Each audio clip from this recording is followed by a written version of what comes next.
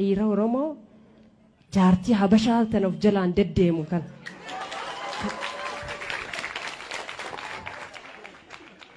maal goon qab takkaa itti heerumnaa tafuudhes ni hiiksisaa jirramma nuti.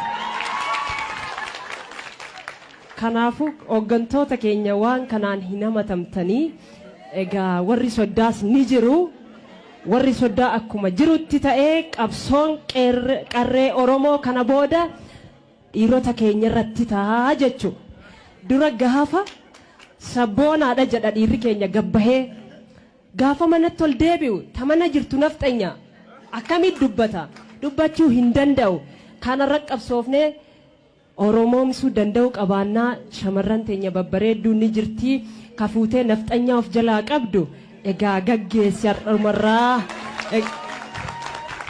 asumaan immoo gara miidiyaa keenyaatiin warri nu daawwachaa jirtanis anas kaadhimachuu dandeessu warri nafxanyaaf jalaa qabdan qofti ijoolleen qarreen babbareedduu ni jirti nutu isinii qopheessaa kana booda qabsoon teenya dhiira Oromoo ta nafxanyaa jala jirtu irratti taate dubbiin tanuma muuxannoon irraa fudhadha dhumte.